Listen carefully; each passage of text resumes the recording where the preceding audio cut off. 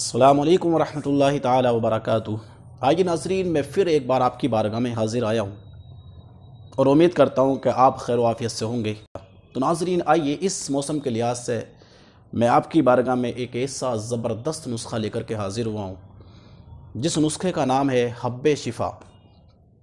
یعنی یہ ایسا نسخہ ہے جو موسم سرما میں اکثر بیماریوں میں کام آنے والا نسخہ ہے۔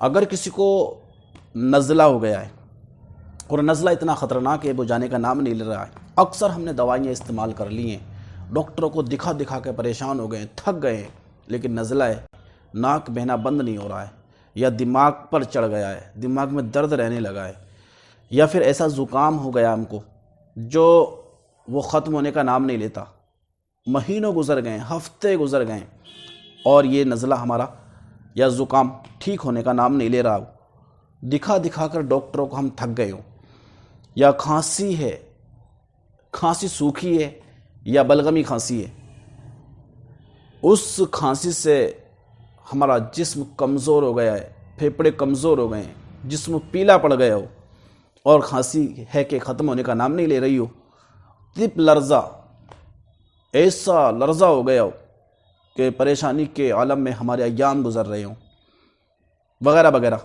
ایسی بیماریاں جو اس موسم سے تعلق رکھتی ہیں، نزلہ، زکام، کھانسی، تپ لرزہ وغیرہ۔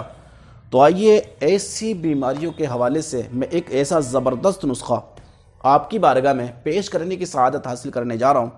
باغور سنیے گا اور توجہ رکھیے گا۔ تو آئیے نسخہ ہم دیکھ لیتے ہیں۔ تخم دھتورا، یہ ایک بوٹی کا نام ہے، تخم دھتورا۔ تخم دھتورا ہمیں 3 تولہ لینا ہے، اور ریوند چینی بھی ہمیں 2 تولہ لینا ہے، اور سونٹھ جو آپ نے اکثر دیکھا ہوگا، بڑی آسانی سے مارکیٹ میں بازاروں میں مل جاتا ہے، تو سونٹھ ہمیں 1 تولہ لینا ہے۔ تو تخم دھتورا 3 تولہ، ریوند چینی 2 تولہ، سونٹھ 1 تولہ، اور گوند کیکر بھی لینا ہے۔ کتنا؟ 1 تولہ۔